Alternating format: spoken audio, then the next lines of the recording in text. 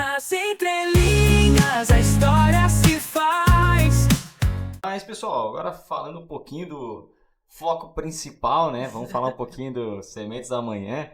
As meninas estão até ali com a camiseta Então, já de Sementes da Manhã, Sementes da Manhã, tudo aí, chique, pessoal, bacana. Ó, tudo chique, já vieram personalizadas, pastinhas e tudo mais.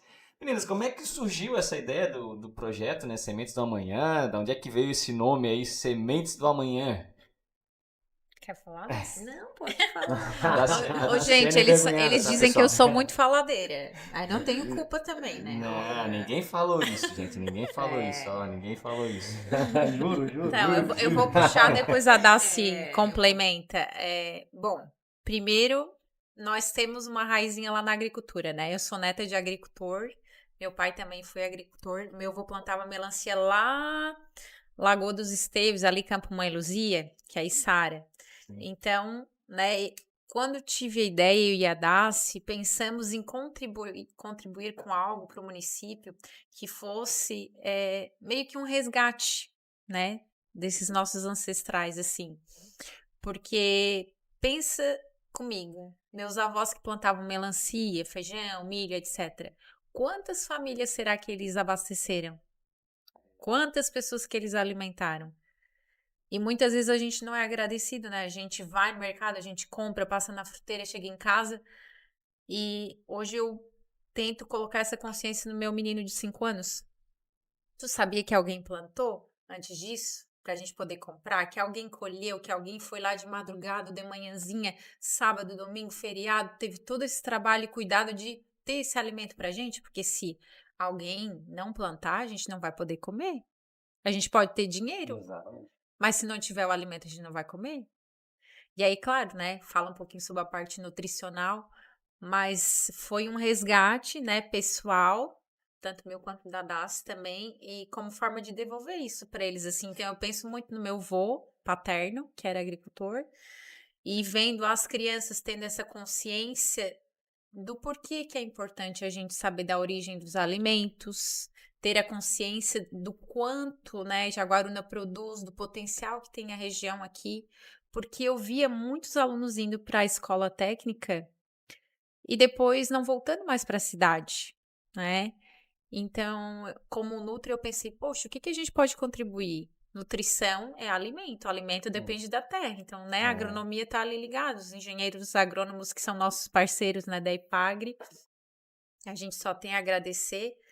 Então, precisa disso, despertar na criança, olha, tá na hora de acordar, precisamos fazer alguma coisa. Alguns que já tinham, né, na família, alguém que era agricultor, mas que talvez não ia continuar a sucessão familiar. E aí, acaba ali a produção de alimentos. Se tinha, aqui na época, quantos engenhos de farinha tinham? Hoje, quantos tem? Então, a gente já buscou também esse trabalho histórico, né? Aí a gente envolveu receitas, depois a gente vai contar mais um pouquinho. Mas, a princípio, a ideia era essa, fazer esse resgate e fazer com que as crianças tivessem consciência e já plantando para o futuro, né? Acho que é plantar uma curiosidade nas crianças também, né? Como tu Sim. falou, a gente tem cada vez mais pessoas saindo do campo e indo para a parte Da urbana e cidade. industrial, né? E uma hora vai faltar. Se ninguém plantar, uma hora não tem mais. E além de faltar, vai ficar muito E caro. vai ficar muito caro. E, Já e tá nós ficando, né? somos, né? E nós somos uma cidade de agricultores e de pescadores, né? Então, resgatar esse orgulho de estar no campo, de estar na pesca também, eu acho que é extremamente importante e por isso que eu acho que é tão legal esse projeto que vocês acabam fazendo, porque vocês botam as crianças para verem na prática, né, aquilo que o nosso próprio município produz e o que eles comem na própria escola através do trabalho nutricional, né? E Então, até ao isso é muito mesmo legal. tempo também, para criar curiosidade, as crianças têm que ver, né? Pô, que legal, algo diferente, nunca tinha visto. Vai que de repente sai um agricultor dali. Né? Acho que não adianta só a gente de repente explicar, tem que sair na prática também, né? Então, assim como tu, imagina, teve um avô, né, que trabalhava na agricultura, já veio já a nutricionista, então tudo isso já vem já desde lá de trás para chegar em ti. Então, nada mais é do que hoje as crianças têm essa curiosidade, né? De ir até o local, ver como faz, como é que fica a plantação, de que forma, como é que sai depois para ir para o mercado. Então, é uma Como chega coisa... neles, né? Como Exatamente. chega neles na escola, né?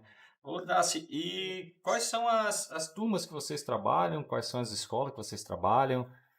Então, Felipe, esse projeto ele atinge o 5º ano dos anos iniciais, né? E a rede municipal de ensino. Uhum. Então, hoje a gente está na segunda edição, né? A primeira edição a gente atingiu 250 alunos, a segunda edição nós estamos aproximadamente nos 198, 200 alunos, né?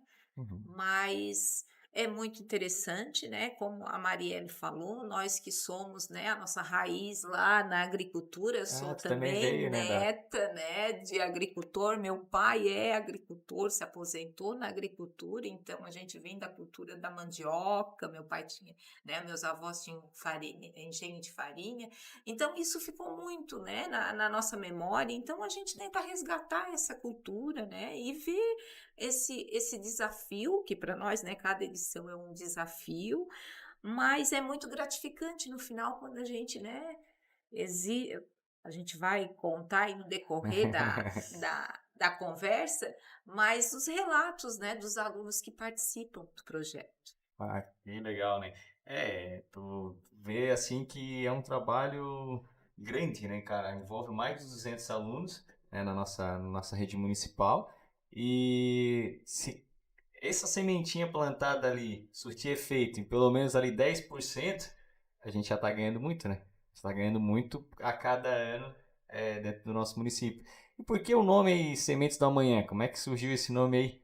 De onde é que vocês tiraram esse Sementes da Manhã? Ó, uma olhou pra outra. Foi no bate-papo, de repente, no dia a dia, de repente, de uma saidinha. de Até alguma repente, história boa. Uma olhou pra outra. Uma olhou pra outra, É. tem história boa. Tem coisa boa aí pelo caminho. Então, Mari, então essa eu deixo a história para Mari, né? A gente entrou num consenso. Foi, E aí- porque na época as pessoas que formaram, né, alguns já não estão mais, mas a gente teve uma votação ali bem acirrada e no fim ganhou o Sementes do Amanhã. Por que sementes, né? Uma semente, qualquer lugar tu coloca, tu cuida bem dela, tu rega, ela vai brotar. E quem são essas sementes? As crianças. Se a gente não acreditar na criança, né, no conhecimento que a educação transforma realmente o mundo, a gente está perdido se a gente não acreditar nisso. Então, foi algo que ficou muito assim latente. Não, precisamos que seja realmente uma frase, né, de impacto, que as pessoas ouçam e, tá, realmente é algo que vai ficar para o amanhã. E as crianças, a gente pergunta nas visitas, quem são as sementes do amanhã? Daí eles, nós, vocês. São que vocês, legal. então vocês já estão tendo consciência do que vocês vão ser lá na frente. Como tu falou, podemos ser agricultores, técnicos agrícolas, engenheiro agrônomo, nutricionistas, engenheiros de alimentos, enfim, mas que deem continuidade, né, nesse ramo. E alguns que a gente visitou ano passado, falaram que já tinham feito faculdade, curso superior e acabaram voltando para o campo Ah, que legal. para continuar a sucessão na família, porque viram, não se encaixaram, né, com o trabalho no centro urbano e viram que realmente amavam o que faziam, que era Mexer na terra. lá na terra. Que bacana isso. Bah, legal. E por que vocês escolheram essa idade em específico? Porque, na realidade, assim, eu, né, como professor, eu penso sempre que é importante buscar e resgatar os menores, né, claro, porque daí é mais fácil eles acabarem se mantendo ali, né, entendendo e se mantendo ali. Mas aí nós temos o primeiro ano, segundo ano, terceiro, quarto, quinto. Por que do quinto ano e não das outras séries? Então, aí foi o olhar mais pedagógico, né? Quando deixa pra a nossa. Marielle comentou, a gente começou a trocar as ideias. Eu disse, Mário, o que que a gente pensa, né? Que o 5º ano é um professor único ainda, né? E eles já estão naquela idade, onde já estão querendo definir, né? O que que vão se identificar? De repente eu vou me identificar melhor, né? Então, foi e aí é mais fácil para também o professor, sendo um professor único, né, consegue dominar mais, a gente consegue ter aquela avaliação que a gente precisava, ter aquele resultado no final, né? Então, e realmente ano passado a gente conseguiu, né, ter esse resultado, as meninas dando depoimento, que também foi uma escolha, né, bem assertiva, porque realmente os alunos participaram, e aí depois eles já vão, né, para os anos finais, então onde já não tem mais aquele só um professor em turma, sim. então E quais as áreas que vocês hoje atendem o projeto hoje dentro do nosso município? as áreas são várias, né? Eles conseguem, a partir de um tema, eles conseguem atingir geografia, Aham. língua portuguesa, matemática, é interdisciplinar, né? Dá pra, Acaba trabalhando tudo, né? Tudo um sim, pouquinho. engloba muito. E como é que está funcionando a questão do projeto em si? Vocês levam essas crianças para fazerem visitas, é isso, né? Em alguns locais, algumas fazendas. Como é que funciona esse trabalho hoje? Nós temos a parte teórica, né, do projeto, que antecede as visitas práticas. Então, a parte teórica, a professora trabalha em sala de aula 1, 2 semanas antes, por exemplo. Primeira visita seria da melancia, o maracujá e dos pontos cardeais, estação meteorológica lá da IPAGRE. Então, a professora trabalhou, né, com eles a questão da melancia, o plantio, né, a colheita, a forma da folha, região que produz, a parte do maracujá também, trabalhando um pouquinho da propriedade nutricional daquela fruta, Sim. aonde que talvez produziria aqui em Jaguaruna, a época que ela é produzida, isso na parte teórica. Quando chegou lá na prática, geralmente as visitas são divididas em 3 pontos. Por quê? Nós temos tudo muito cronometrado para o ônibus chegar, trazê-los e depois na volta chegar no tempo de as escolas finalizarem a aula e pegar todo mundo. Então não pode sair nada errado. É 15 minutos ali cravado, 12 às vezes, Então, tu em vê só, cada às vezes não é ponto. nem só alimentação, ou ir lá, levar, então é todo um processo, né? Toda uma É um logística. ônibus, é um horário, Perfeito. Porque na realidade o ônibus ele traz as crianças para a escola e aí depois só que ele fica livre para poder levar essas crianças para fazer uma visita, né? É uma grande Isso, responsabilidade. Então é tudo é. cronometrado. Então, as visitas tem que ter, né? No início a gente já passou todo o cronograma, os pais assinam a autorização com todas as Então visitas. vocês mandam um bilhetinho para casa, para os pais Sim, no assinar, início para do liberar. projeto. Aham. A criança que não está assinada, infelizmente, a gente não pode Não pode levar. levar. Ano passado aconteceu em uma visita e a gente, infelizmente, teve que deixar né, a criança na escola Com dó no esperando. coração, mas Porque se o pai hoje não autoriza, né, a gente não vai tirar da escola contra a vontade dos pais. Assim como os atendimentos ali, pegando um gancho, se o pai não autoriza que o filho precisa, né, de uma nutricionista ou que precise para psicóloga ou para psicopedagoga, a gente também não pode obrigar. Então, precisa ter isso bem alinhavado. Então, ali, dando 15 minutos cada ponto, né, na prática são 3 pontos de explicação, fica um profissional em cada ponto. Digamos que seriam 3 tendas, para o pessoal entender Certo. melhor.